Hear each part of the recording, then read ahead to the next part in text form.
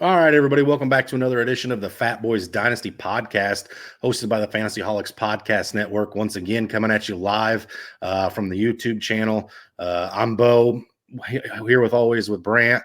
Last week, Brant, we got together and we were able to put out our quarterback rankings. And shockingly, to the surprise of both of us, we were able to get three of them consensusly ranked pretty early, put our head together, come up with some projections. I know those are circulating the page. I think we've gotten a couple of them out, and then maybe another one tomorrow. But that's circulating the page from you and I last week on last week's episode. It was a lot of fun. I'm ready to get into the running backs in a few weeks' time, but definitely enjoyed the quarterbacks. Yeah, definitely enjoyed getting them quarterbacks out. It's good to see them circulating on the page, and it was really shocking how close we really were with some of our rankings, and all the way down through 12. I think we only had three total. Outside and mixed up a little bit. Other than that, we were pretty close with rankings. So it'll be fun. I know we're gonna have to sit down and get our consensus one typed up and get that over to our page eventually. And yeah, I'm ready to dive into these running backs and wide receivers. And you said just for a quick heads up, it's gonna be a little different.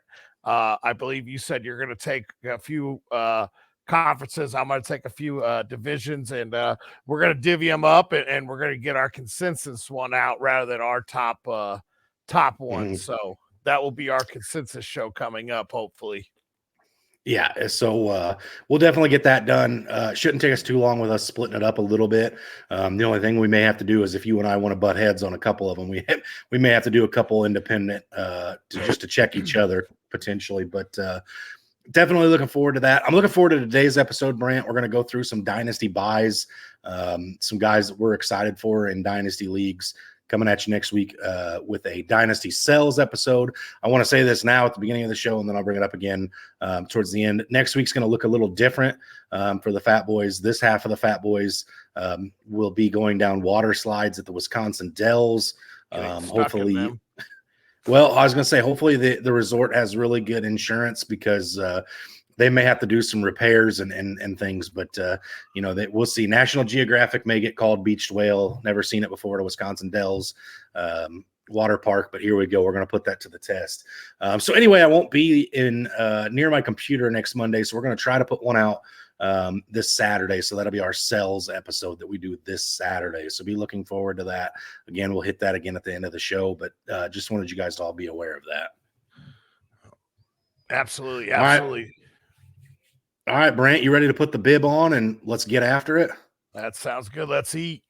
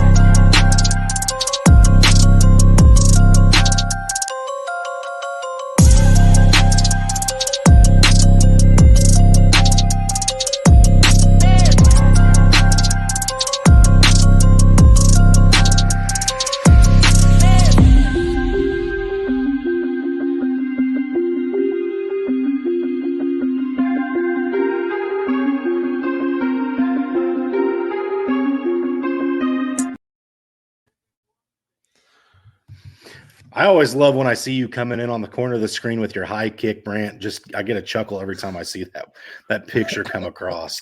One of these days, everyone's going to see me bobbing my head to this, man. I absolutely love that intro music, man. I'm always sitting here getting my double chins, triple chins, and all my rolls getting a bouncing.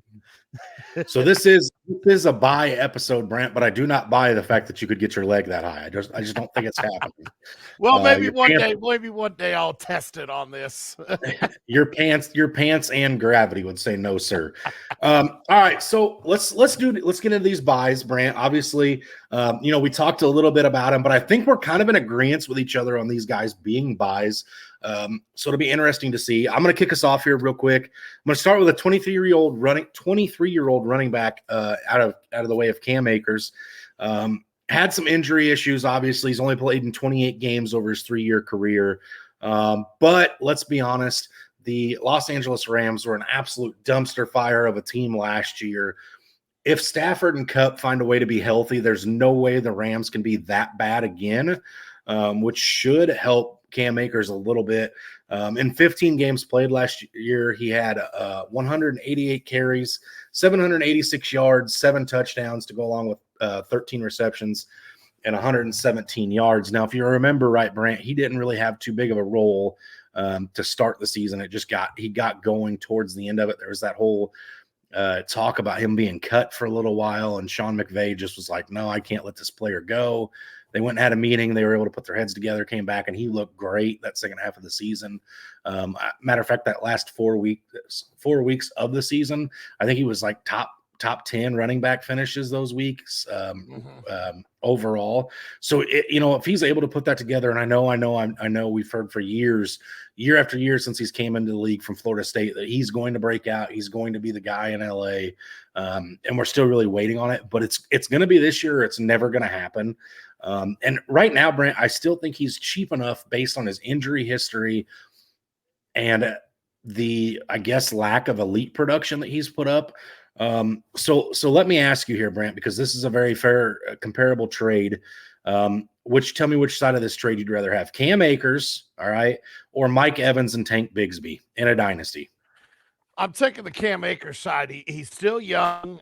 They did absolutely nothing this draft to add to his backfield. I think they added Evans in the 6th round, so that really doesn't scare me too much. Which means tells me they believe in him. They believe that he is the guy. His injury history isn't scaring me too much. He catches the ball well. Like you said, he was very explosive when he is on the field. So I'm going to take the Cam Akers side of that trade. Okay. Yep. I agree. All right, Brant, take me through your first guy. My first guy is more of a 1-year rental in Dynasty. If you trade for this man, you're getting a 28-year-old back, so you're probably stuck with him the rest of his career.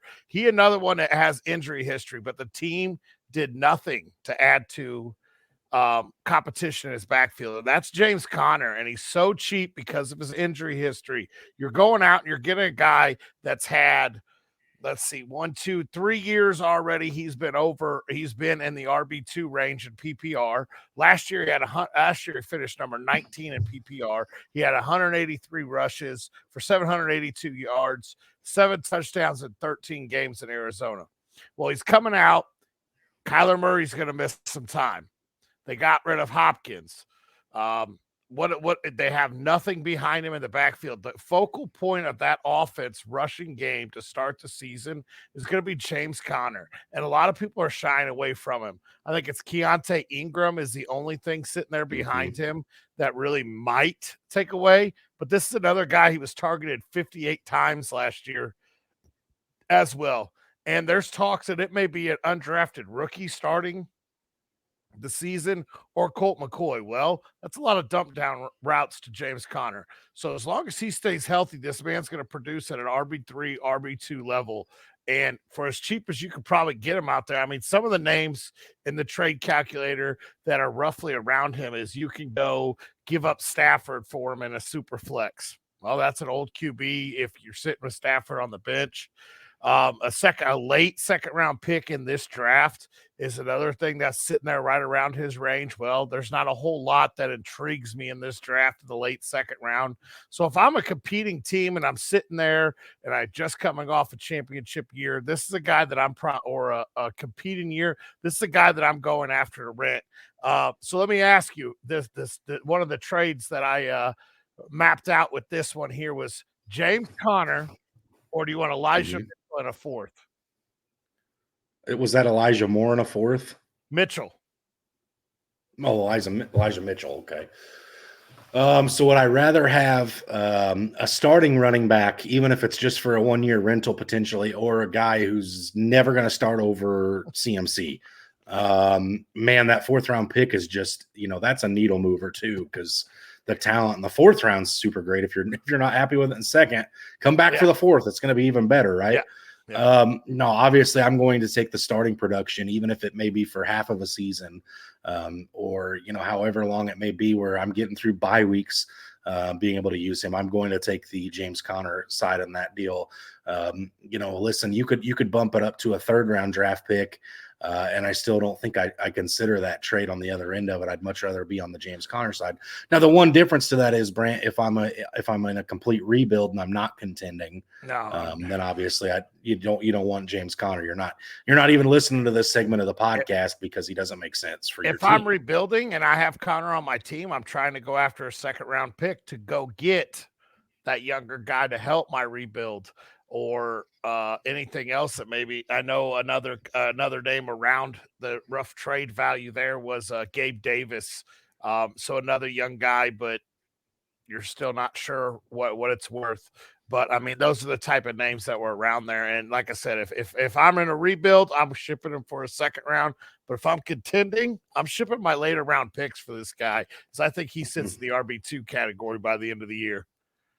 Okay. So you brought up a 1-year rental. I'm going to bring up a guy that's got a 1-year leash as well. And this 1-year window is slightly different, Brant, because I think there's about a 1-year window left. It's probably half of a window at this point left to try to buy this guy before he gets that elite wide receiver status where you can't acquire him anymore. I'm talking about Garrett Wilson. And he is on the cusp. I know it was 1 year, but Jamar Chase and Justin Jefferson, after their rookie years, were pretty much untradeable. This guy's on the cusp of being in that category already. I think he's a top 5 wide receiver in Dynasty startup formats as it sits. And his quarterback play is getting upgraded. I mean, just, even Aaron Rodgers at this point is better than Zach Wilson, Joe Flacco. What was the other one that we had for a while? Excuse me, one of Zach Wilson's mom's friends, whoever was throwing the ball in a New York Jets uniform last year is not going to be doing it as well as Aaron Rodgers will this year. Last season, he finished with 17 games played, 147 targets, 83 receptions, 1,103 yards to go along with 4 touchdowns. This guy is going to have a positive touchdown regression this year. He's going to catch somewhere near, I would assume, 8 touchdowns, give or take. I think his yardage goes up. His targets, I think his targets stay roughly the same, and I think his receptions go up. This is a guy that I just absolutely think is going to go through the roof and become a player that you just very soon can't trade for. So if you want to own this guy, I'm about to tell you the price of it. But this may be your last chance. All right, Brant, I've got 2 for you here. Patrick says, do not besmirch Mike White. You're right. It was Mike White. I forgot. He was probably the one who looked the best out of all of them last year, second to Zach Wilson's mom's friend.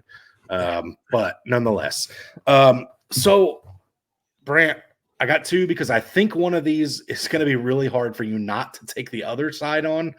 So I'm going to try to steer you a different way to start with. So, all right. So would you rather have Garrett Wilson, all right, 22 years of age, or his teammate Breece Hall? Wow.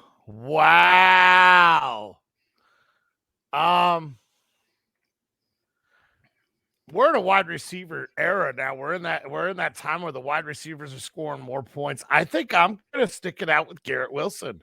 I think I'm going to hang on to the wideout, and I'm going to shy away from the Breece Hall.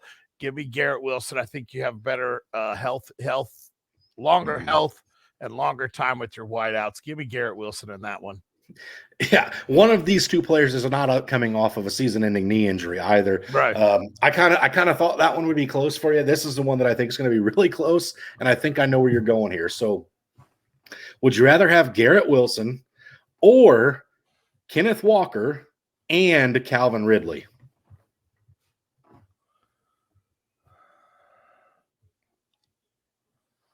I got to go with Wilson. I don't trust Kenneth. Okay. We talked about this the other day. I don't completely entirely trust that Seattle backfield. I know what they like to do. I know they like to have a horse, so I can't trust Kenneth. And Calvin Ridley, he's a year and a half away from football. I think he's going to be great in Jacksonville. I think I'm going to take the rookie. The younger guy there. I think I'm going to stick with Wilson. That one's a little tougher too. You were not alone in your feelings here. As you can see, Jumbo said he would take Wilson just for longevity at a potentially elite level. And yeah, it's hard when you're talking in, because let's be honest, Brant, regardless of which side of that, especially that last one, the Breece Hall one, it's still tough too. But the Kenneth Walker and Calvin Ridley, could you imagine giving up that much just to have a chance at a guy like Garrett Wilson? And again, Garrett Wilson's a lot of fun. Garrett Wilson's really good, but you're giving up a lot too. And it just these are the kind of trades that just they make fantasy football fun, especially existing in a dynasty league, because you could say, "Yeah, I got Garrett Wilson," but what did it cost you, right? It's like Thanos throwing Gamora to get the Soul Stone. You know, it cost him a lot, but he had to do it, right? Little Marvel reference coming at you on this Monday evening. There you go. Yeah, Garrett Wilson's a guy that's definitely going to be hard to acquire, but if you can acquire, I think the sky's the limit for this guy. I think here shortly we're talking about him being a top 5 startup and at a top 4 or 5 wide receiver in any drafts. This is another guy, so I'm gonna go over to my other guy here, and it's he's 25 years old. A lot of people were extremely down on him last year, but he still finished as the number 14th back in most PPR leagues, depending on your scoring a little bit. And that is Najee Harris. A lot of people were actually down on him last year because he was so up and down last year. It seemed like he had 10 total touchdowns. He had 272 attempts, 1,038 rushing yards, 7 touchdowns, and another 53 targets and 41 catches for 3 touchdowns. So Najee had a very decent year last year, but where he was drafted, I mean, people were talking about him being the 101 or the 102 in dynasty startups coming out of college or even after his rookie year, seeing 300 touches. So now people are down on him because he didn't live up to that hype. Well, how hard is it, first off, to live up to the hype of being in the 101 and the 102? You have to finish in first or second, and regardless of who you draft, you're not going to finish in first or second every single year. So this is a guy that you probably can go out. I'm not going to say it's going to be cheap, but this is a guy that I expect elite production out of. I expect it to be a little more even this year with his production. They did nothing. They added nothing behind him in the backfield, so it's still Warren there in the backfield, which didn't eat too much into his carries. Najee was dealing with an ab and I believe an ankle injury almost all year last year, so that's why he was a little inconsistent. And the Steelers went out and drafted an offensive tackle, I believe, and added 2 guards in free agency. So they're boosting that line to really help it out. So Najee here, like I say, he's 25 years old. He's seen over 250 touches each year. I expect this guy to have a great year coming back out. So Najee here, I have Austin Eckler and Najee Harris. Who are you taking going forward? That was the first one I had for this. So I want to, before I answer that, I want to say this too about Najee. The passing game in Pittsburgh with Kenny Pickett should be better this year. So you should see better running lanes for Najee too with an improved offensive line.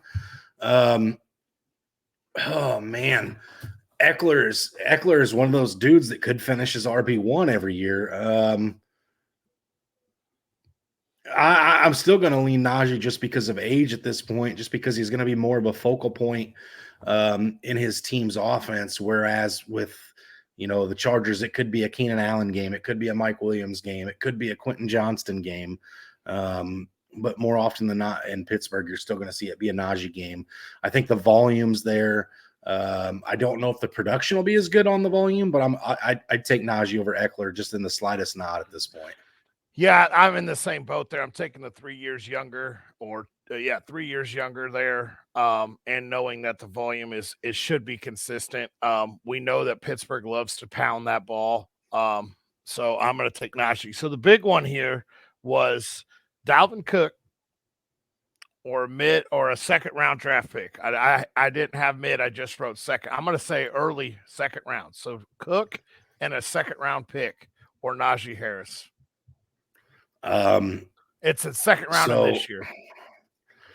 So the second round that I really am not a huge fan of as far as for dynasty aspects, and a running back, a later aged running back that's about to be homeless.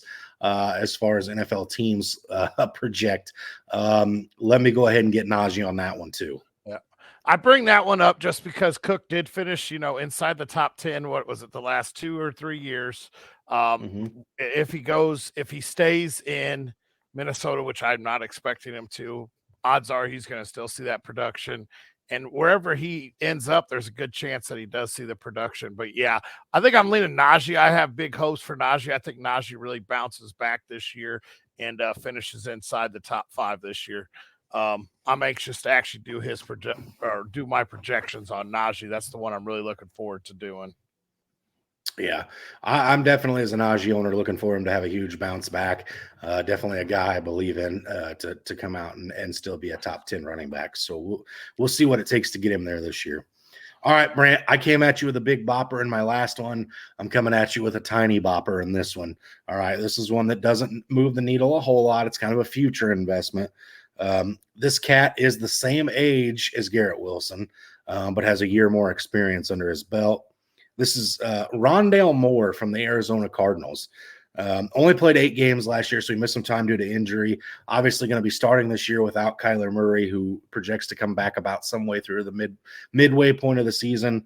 But last year he had 56 targets, 41 receptions, 414 yards, 1 touchdown. Now, obviously, D-Hop's gone. I would assume that Trey McBride takes a step forward somewhere in that tight end room. Zach Ertz is going to be back on the field at some point this year as well. And Marquise Hollywood Brown is obviously going to be the number 1 wide receiver there at some point. We saw guys like Greg Dortch have an impact on this team last year. First of all, before I get into the trades, are you interested in Rondale Moore at all, Brant, or not so much? I'm interested in him because of his age. He's young and his athletic ability, but that team really scares me outside of, like I said, I talked about just a minute ago with Connor. That team really scares me. So it would have to be an intriguing trade offer for me to actually take probably the Rondale Moore side. Okay. Well, let's see if I can intrigue you. I got 2 of these here. So this one I think is a slam dunk for me. I'm not so sure about the other one. Who would you rather own, Rondale Moore or Chase Claypool? I'll take Rondale Moore. I don't trust. I know this hurts me. This hurts my soul a little bit with Claypool being a Notre Dame grad, but I don't trust him. I think the Bears have already said they don't trust him either by going out and getting DJ Moore, then drafting Tyler Scott. I think the Bears have said they don't trust Claypool either. The Bears basically gave up a first-round draft pick to get him. Are you sure they don't like him? Yeah, okay. Yeah. All right. This one I think is going to be a little closer. This one's going to be a little closer. I think this one may make you have a little bit longer to think about. But the league leader in rushing touchdowns last year, Jamal Williams, now behind Alvin Kamara on the depth chart in New Orleans, or Rondale Moore.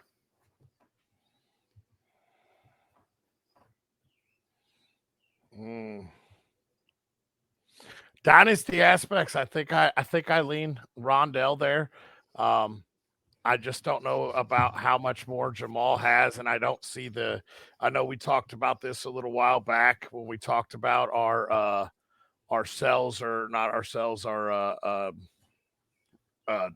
digressions for this year, and we said Jamal. So I think I'm going to lean Rondale on that one, but that one's actually pretty close because Williams could have extreme upside if something falls out with Kamara. Absolutely. And again, if you make this trade today and Alvin Kamara comes across that he gets an 8-game suspension, obviously then you would much rather prefer the Jamal Williams side of this trade. You look like a mad genius. Absolutely. But again, I just think that at his age, Kyler's still going to be in town for a while, and unless he decides he really wants to go play baseball, I don't necessarily see that happening. The Arizona Cardinals pay him way too much to play Call of Duty. I don't think he's going to go to a baseball team, be busy for 162 games a year. That's just not his style. There's too many double XP weekends for him to be accidentally playing double headers on a Saturday. Yeah, exactly. So again, I do think Rondale Moore's a buy low candidate out of all the guys I've had so far, Brant. But on to your third. with Rondale Moore, I really feel like it's giving up age to get youth, and that's a great thing in Dynasty to do. So my next guy, I'm going to save my favorite one for last. My favorite guy, I talked about him a lot last year. I'm going to save that one for last. But I'm going to go with this one. I had to do a little switching up after some reports came out earlier today. So this one's a little deeper in my pocket. I didn't want to talk about two guys on the same team, but I'm going to. And this is Deontay Johnson, 26 years old, playing for the Pittsburgh Steelers. He had 147 targets, 86 receptions, 882 yards, and 10.26 yards per catch last year, and finished as the wide receiver 30. Well, I don't know if you missed it or not, but there was one thing that I didn't say he had. He had 0 touchdowns. In his previous 3 years, he had 8 touchdowns, 7 touchdowns, and 5 touchdowns. So average that out for 4 seasons. He averages 5 touchdowns a year, but he had 0 last year with a young quarterback. This is a guy that really intrigues me, and I think a lot of people are going to be down on him. There's no way he finishes the year with zero touchdowns again. I just don't see that happen. This offense is on the uptick. They're really starting to get it all put together. He's going to get a full off season with workouts with Kenny Pickett. He had a half a year with Kenny Pickett last year. He did play in all 17 games. Knock on wood, he's only missed 3 games in his entire NFL career. So absolutely, he's going to be on the field. It looks like he doesn't really have too much injury history. So the biggest thing with this, and like I said, I had to do this a little late, so my trade offer may not be quite 100% the greatest. We're going to go with Jacoby Myers and Brandon Cooks or Deontay Johnson. Which side of that? Deontay Johnson. Deontay Johnson. Deontay Johnson. Not particularly close. I mean, you're talking guy who, the George Pickens is a thing, but I still think Deontay Johnson's the number one, and that wide receiver core there in Pittsburgh. Again, I do think Kenny Pickett takes a step forward, so Deontay Johnson should do that with him. I'd much rather have Deontay Johnson than those two. Yeah, I'm on this train. I was trying to avoid talking, like I said, about 2 players on the same team, but Johnson is a guy that's going to, I think, have a really good really good year this year with Kenny Pickett and really help that offense out. Listen, you almost said it yourself. Let's talk about it for a split second. Positive regression, it just sounds silly. I don't know why that's a thing in the fantasy industry, but people like to talk about positive regression, also known as a progression, right? We're just progressing. We're not backing up to go forward. I don't know, but that's the way it's always been referred in the fantasy industry. I said it a minute ago myself. I know you went to. It's a progression. It's what it is, folks. We can call it that. You can call it a positive regression too. I'm fine with it either way, but it's just weird to me that the fantasy community is like adopting and adapting to these things. But nonetheless, I do think Deontay Johnson may be one of the best ones on this show because I think folks are going to be able to get him for a reasonable price, honestly, just because of that 0 touchdowns last year that somebody who's not, eating, sleeping, and breathing fantasy football this time of the year may not be looking at. So, the touchdown progression should be good for him next year. If he has one, it's a progression. So, I like Deontay Johnson quite a bit, Brian. I think you hit the nail on the head with him. I'm going to get into my last one here, and this last one we kind of similarly talked about his part of why he could be such a good dynasty and his price is teeter-tottering on, is it too high or is it too low right now? Okay, and this is the 24-year-old running back out of the Minnesota Vikings, Alexander Mattison. All right, and this is you got to go back a year for this, but in 2021 he started 4 games where he had over 65% of the snap count in those 4 games. Dalvin Cook obviously missed those games. He averaged running back 1 finishes over that course of 4 games. Now they were staggered, but he had a week with like 3 touchdowns. He had another week with several receptions. It was just a very good 4-game stretch for him, where he was over the 65 games or 65% of the snap in 2021. Last year didn't start as much, but he played more consistently. And now you're getting all those camp rumors about him being a 3-down back, how good he looks as a 3-down back, how excited the Vikings are to see him in that role. And I count myself among them. Out with the old, in with the new. This guy's going to be Dalvin Cook 2.0. They're very similar in play style. They look really similar, at least with a helmet on. They both have those luscious dreads coming out of the back, single-digit numbers. And they have a very similar play style, honestly. So it's really just one torch carrier to the next as far as that goes with that offense. So I'm excited for it, Brant. I think these are kind of where he's valued at now. Obviously, this value shifts once Dalvin Cook leaves. So bear in mind that if you take on the Alexander Mattison side of it, he may just be the premier handcuff in fantasy football here. So I'm going to start you off with the one that I think is pretty one-sided, and then I'll move you into the other one. Would you rather own Alexander Mattison or his divisional opponent in Romeo Doubs? I'm taking Madison. I'm a huge believer in the Madison hype train. Anywhere I own Cook, I have Madison, and it's going to take a lot to pry me off of him. And well, with my weight here, it takes a lot to pry me out of a chair or off of a lot. I'm taking Madison. Just a lot of nonstick Pam spray. All right. This one I think is slightly closer potentially. Again, this is with Dalvin Cook in town right now. Alexander Mattison or Cortland Sutton, Brant? I'm taking Madison because I believe Judy's the guy there in Denver. And I don't know how I still completely about the whole Russ there. Sutton's a great guy to own, but I think I'm going to take Madison. I trust even with him backing up Cook right now, I still trust him and how good he looks and how good he looks with Cook in town. And I can only imagine how well he's going to look whenever he leaves. Listen, Jumbo's all on board with you. Madison over Dobbs for sure. And then he follows it up with never draft Sutton. So there we go. You've got Jumbo and you in agreement. Jumbo, you might want to check your temperature. It's never great to be on the same page as Brant. No. As long as we're not talking about Chargers wideouts, it's normally okay.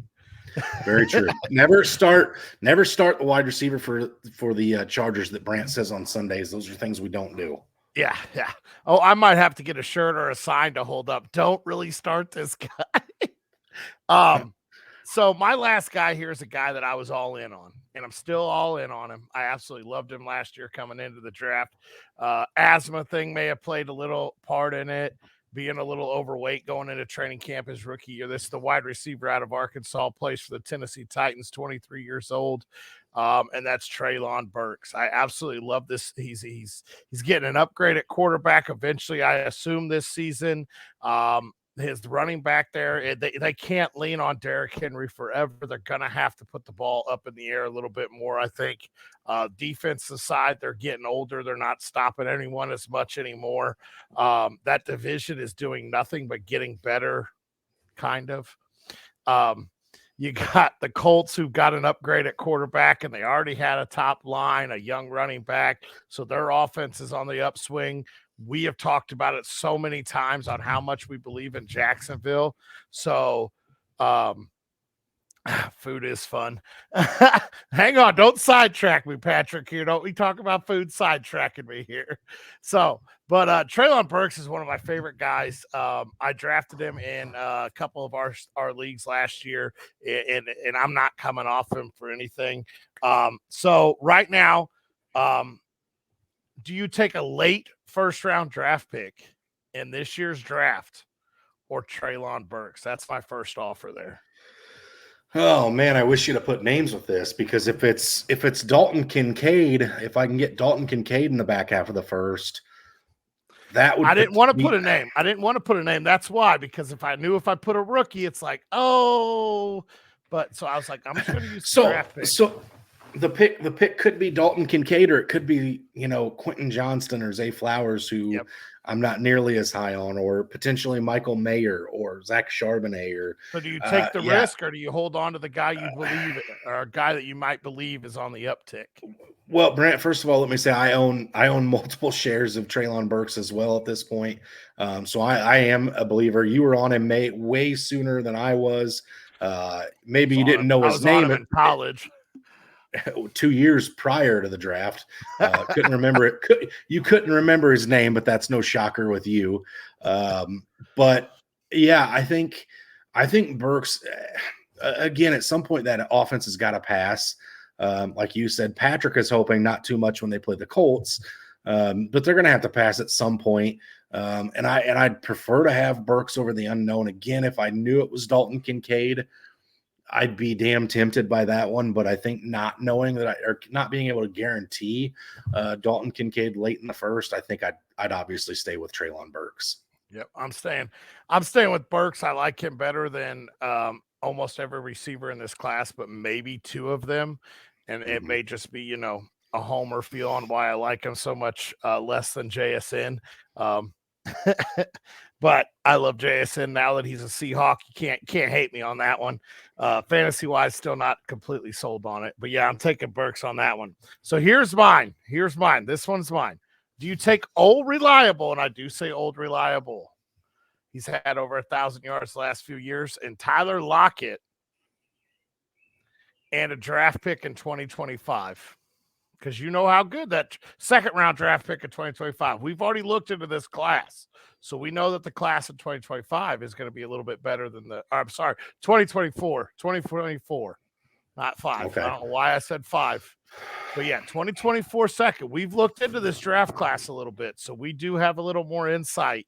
So do you take the 2024 second and Old Reliable Tyler Lockett, or do you take Treylon Burks? Yeah, I do think I actually, for the first time tonight, Brian, I think I'm going to take the package you're offering me over the player, just simply due to the fact that I know in Seattle they're going to put the ball up plenty. Tyler Lockett's going to be okay this year. Next year, maybe not so much, but this year he should be okay. And that draft class next year could be pretty nice. And again, I think I'm getting better production this year out of Tyler Lockett than I potentially will out of Treylon Burks, just because I don't know how much the Titans throw, and I do know what I'm getting for the most part with Seattle. But I will also say it in that own right to that, now that I'm talking to myself and I'm hearing myself say this out loud, I don't believe in Geno Smith the same way you do. I don't know if I believe what I saw last year. So I think this is one I would actually go back and forth on a couple of times. This may be one that I sit so long that whoever sends it to me may pull it, regardless of which side I'm getting. Just because that is close. I think I lean the Tyler Lockett in the pick side, but it's really close for me. Okay. I actually lean the package deal on that one because I do know how reliable Tyler Lockett can be, and I do know a little bit about the upcoming class, and I think I actually do lean a little bit on the package side on that one. But like you said, that's probably one of the closest packages to really look over that we've came up with today. And so that one would be a back and forth one, but I think I actually lean the Lockett side. It's insane how often you and I agreed to things on this bye episode, and we're in 27 leagues together, and it's very hard for you and I to get a trade done. A lot of back and forth, a lot of talking, just because we know how similarly our thought processes are on these guys here. So, Brant, it was a fun episode. I think the sells may be a little bit more confrontational. Excuse me, words are tough. We'll see if we agree as much on the sells, because I know we've got some different opinions on some guys that'll probably be coming up in this episode. We'll see what happens there. Oh yeah, I'm excited for that one. That one there is going to be. I think we're going to butt heads a few times when some of the names come out. I tried to keep most of my sell names away from any of these trade packages. I did give a little foreshadowing with one of them. You'll find that out next week.